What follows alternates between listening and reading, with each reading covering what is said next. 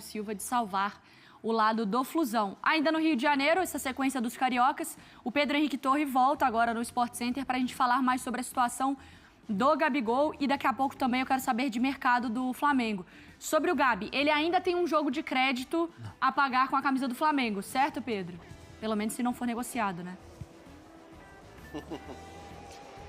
Tudo bem, Mari? Mais uma vez aí um beijo para você, abraço para todos. Pois é, o Gabigol tem mais esse joguinho aí porque ele pode chegar a 6 e aí ainda assim se transferir para outro clube da Série A, Palmeiras, enfim, Cruzeiro, que eram os mais especulados aí no mercado, que estavam atrás do Gabigol. Ele teve aquele prazo para resolver a sua vida, como disse o vice-presidente de futebol, Marcos Braz, e aí a partir de quinta-feira não teve o avanço com o Palmeiras, né? O avanço para uma transferência neste momento. Então, a partir de quinta-feira, ele vai voltar a ser relacionado pelo Flamengo, é essa a previsão já para o jogo contra o Fortaleza. Nos últimos jogos o Flamengo se virou com o que foi possível, especialmente os garotos ali, o Verton, Matheus Gonçalves.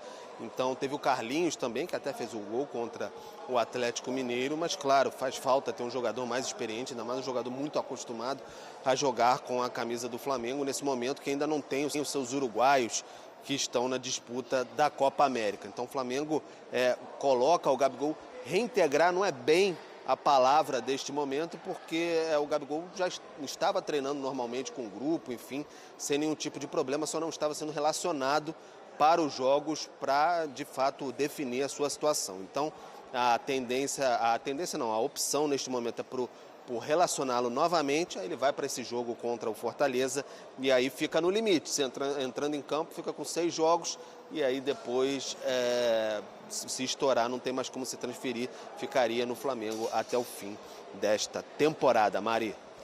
Pedro, já eu te pergunto também mais sobre o tal do gelo no sangue lá do Flamengo, que a gente conhece no mercado da bola. Os atacantes do Flamengo na temporada, olha só, Prates. O Pedro é um absurdo, né? 25 gols. Eu quero só falar com o Prates hoje. Por favor. O Bruno Henrique com 6, o Everton Cebolinha com 5, o Luiz Araújo com 4, o Gabi com 3 e o Carlinhos com aquele gol marcado contra o Atlético, né, na rodada do Campeonato Brasileiro.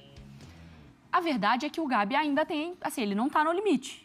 Então o Gabi ainda é um jogador que ele pode ser até o final da temporada, mas não tinha por que não estar sendo relacionado com a equipe, certo? Sim. Na teoria, sim, Mari. Na prática, o Flamengo já deixou bem claro que ele perdeu. Não é que o Flamengo deixou claro, ele perdeu muito espaço e ele vai ter de recuperar esse espaço. Tem condição para recuperar? Tem. Mas nesse momento ele está em baixa. Por estar em baixa, ele volta a ser relacionado, fica no banco.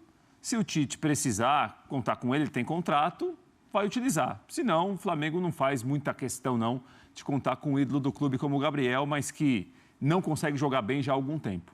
E como que faz isso? Como que coloca o Gabi no banco e, se precisar, coloca o Gabriel? Se não tiver... Vai ter um período ainda de janela aberta, né? Se o Flamengo sentir que não tem muita negociação, tudo... o Flamengo paga salário dele, né? Todo mês. Janela fechada ou janela aberta, se não tiver negociação, ele vai ficar lá. Acho que até isso é uma oportunidade para o Gabriel também, né? Para o Gabigol. Porque ele é funcionário do clube, ele é um jogador muito jovem, ele é um jogador que não só perdeu espaço, acho que é importante lembrar disso, porque senão a gente perde o que aconteceu, né? Ele teve a punição, apareceu com camisa de um rival, de um outro clube que disputa Série A de Campeonato Brasileiro, ele perdeu a camisa 10. Então, assim, muita coisa aconteceu também que foi desgastando a imagem dele. Então, acho que agora é uma ótima oportunidade para botar o pé no chão. Eu cansei de falar aqui das qualidades do Gabigol, eu acredito nelas até hoje, mas em algum momento essas coisas saíram do campo e apareceram mais fora do campo, as negativas. Então, eu acho que daqui a algum tempo a gente vai acostumar, se não tiver negociação. E o Flamengo tem que colocar para ou jogar ou na reserva. Hoje não é titular, né, Mário? Esquece. Então, e não é só Mostrou sobre ali, comportamento, 25 né? gols tem o Pedro. E não é só sobre comportamento, né, Marra? Ele não tá no banco, tirando aí a parte da punição, da parte dos 7 jogos. Não é que ele não está jogando por uma birra. Não é. Tem gente jogando mais. Ele perdeu espaço. A gente cansou de elogiar aqui quando era ele com o Dorival, que saía da função do 9 e abria espaço. E deu muito certo. A gente cansou de elogiar uma entrevista que ele deu na época do Paulo Souza. Quando ele fala, não, tá todo mundo criticando e eu tô aprendendo algumas coisas de posicionamento com ele que eu não tinha. E eu tô disposto a ajudar. Ele teve, durante muito tempo, uma atitude muito positiva, não só em campo, mas também fora de campo. E quando ele falava isso, ele diminuía a gritaria de arquibancada, a gritaria de rede social, porque ele chamava atenção para pontos que só ele sabia, porque eram pontos do dia a dia dele. Então, ele trazia coisas positivas. Já de um tempo para cá, no campo ele perdeu espaço e fora do campo ele não está ajudando. Pedro, mas o Gabigol também, ele ainda é jogador do Flamengo, a gente sabe do carinho e do amor que ele tem pelo Flamengo. E ontem, né, ele fez aquela postagem nas redes sociais com saudações rubro-negras, né, treinando, um coração. Então, é o Gabigol ainda mantendo essa chama acesa com a camisa do Flamengo, né? Talvez tenha tentado algum tipo de diálogo ali. É difícil, tem que perguntar mais para o Gabigol mesmo o que ele quis dizer exatamente com aquele coração flamejante ali, pegando fogo, né? Mas botou saudações rubro-negras, SRN, né?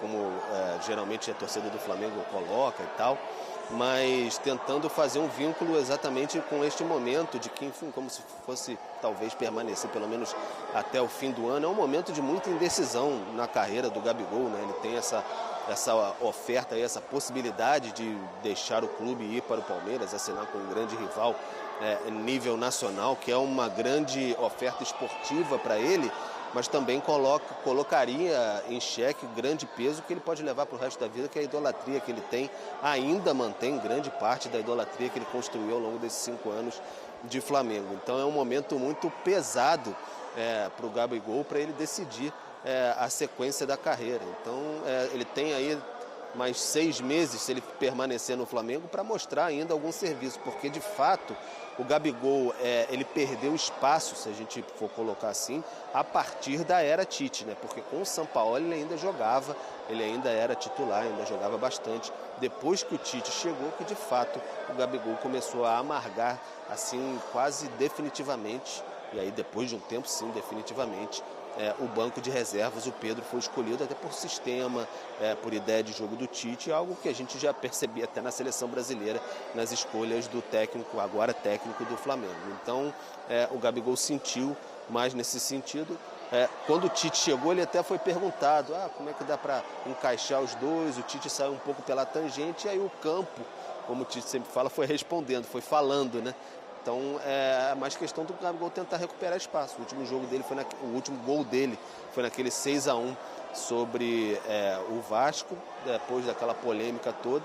Então, se ele permanecer, talvez tentando retomar um elo com a torcida, vamos ver se ele vai conseguir fazer isso, se vai ter minutos, tempo, condições de fazer isso.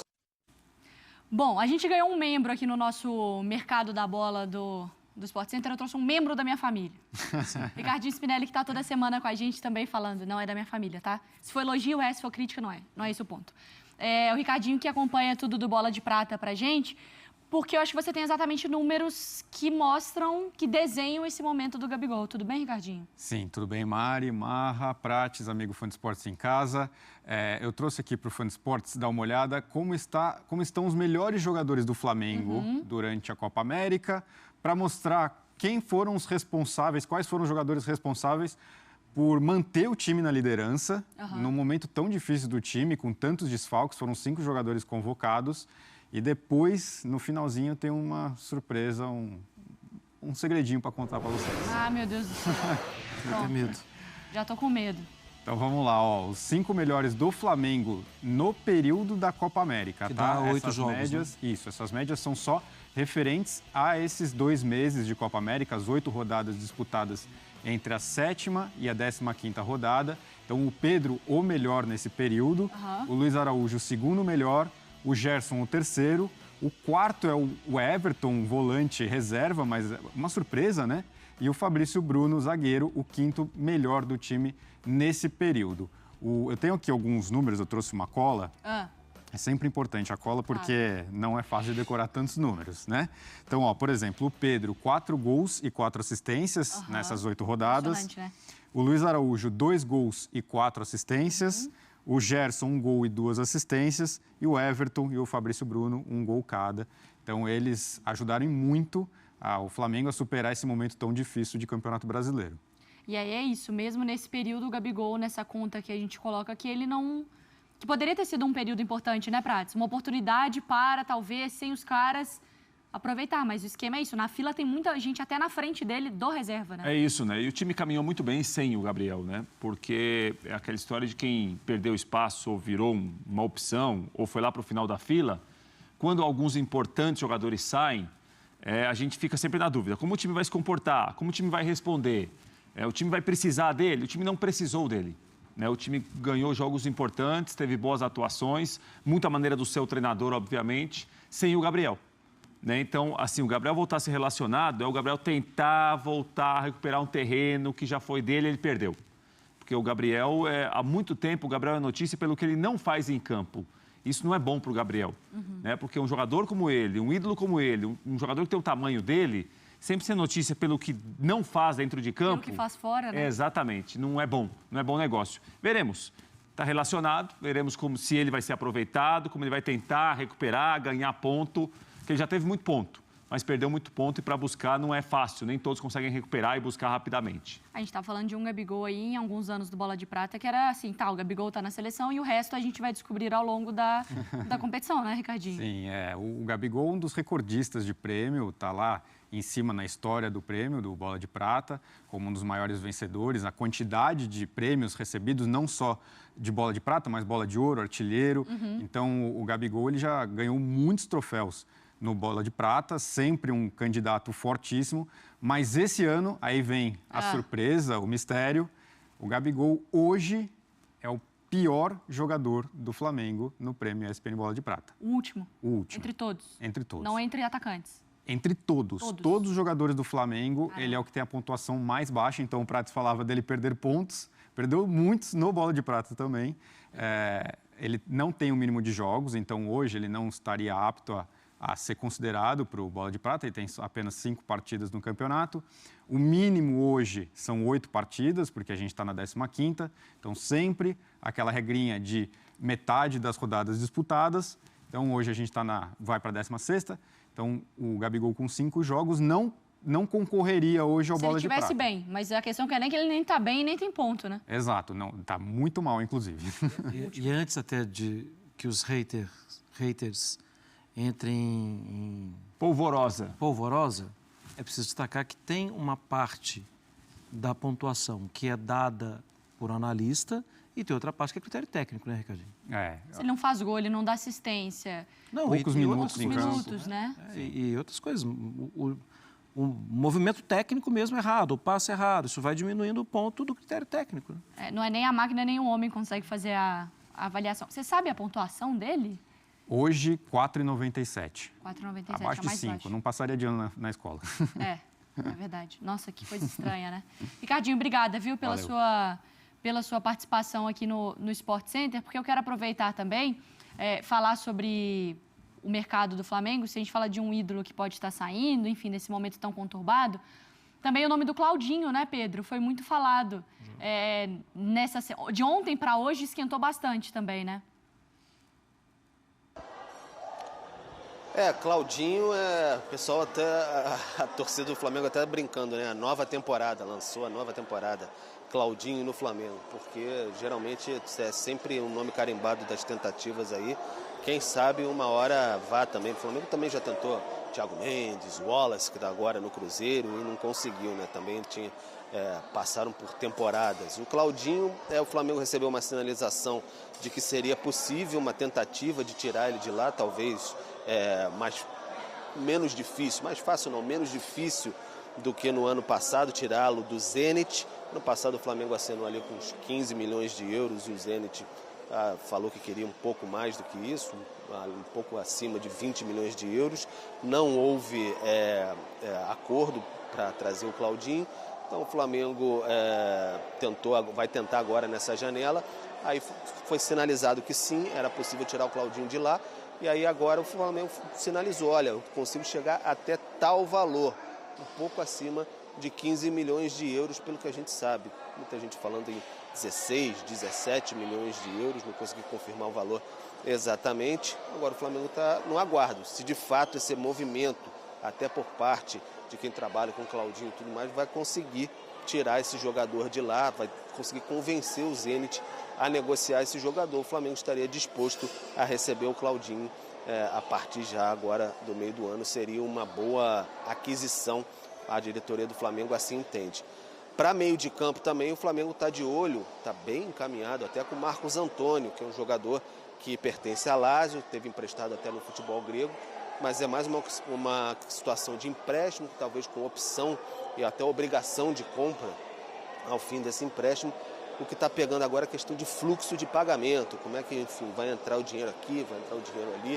O Flamengo está tentando conversar com a Lazio e fechar esse acordo para ter esse jogador, é o que está mais na expectativa nesse momento, para tentar reforçar esse meio de campo aí, que faz um pouquinho de falta, né? Nossa. Gosta dos... Tenho ótimas lembranças dele. Do Marcos Antônio ou do... Marcos Bahia. Sim, fiz jogo dele na época do Shakhtar. Se não... Posso estar com a memória, mas se não me engano, com o Luiz Castro, como técnico. Mas controle de jogo, controle, dono de situação. Bola gruda no pé, vem de trás, né? Como um 5, como um 8, e organizando o jogo, muita lucidez. Vamos ver, né? Mas eu acho que ajuda muito. E Claudinho? Então, esse já é um jogador que há pouco tempo estava aqui perto da gente. Há pouco tempo ganhou bola de ouro. Ele ganhou bola de ouro. Pelo Red Bull Bragantino, né? No ano foi até, acho que do primeiro ano da pandemia, se não me engano, Sim. 2020. Não, é um jogador de característica diferente, né? Um jogador que define mais jogada, que na posição de meio, caindo pelos lados com facilidade. Fez gol no Flamengo, inclusive no Maracanã, né? Jogando muito pelo Red Bull Bragantino. Eu acho que é um jogador completamente pronto, né? Ver se tem condição de jogar e chegar a jogar.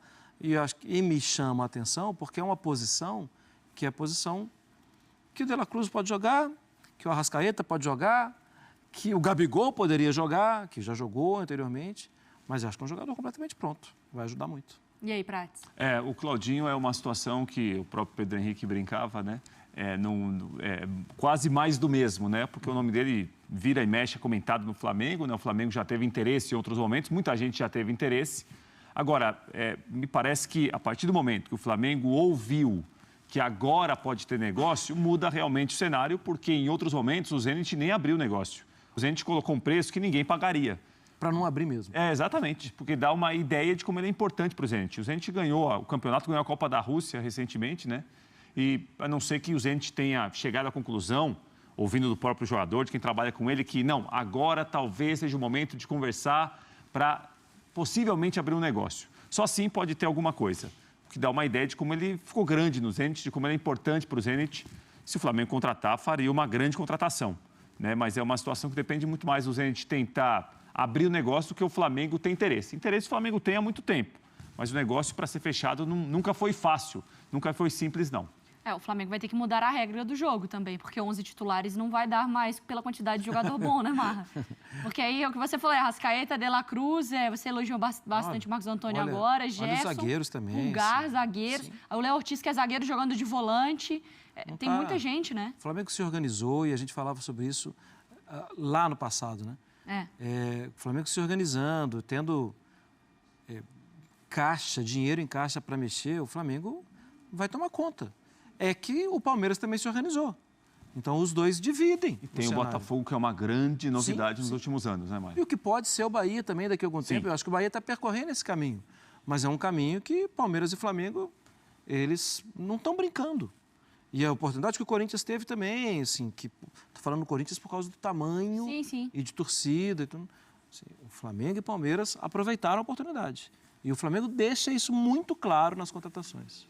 Pedro, obrigada pela sua participação aqui, as informações no Sport Center. A gente segue também falando mais de mercado da bola, já que você me deu o gancho, Mário Marra. Lá vem. Então, calma, Palmeiras. Podemos sair do Flamengo para o Palmeiras. Beijo pro Pedro e a gente cola, então, os números também do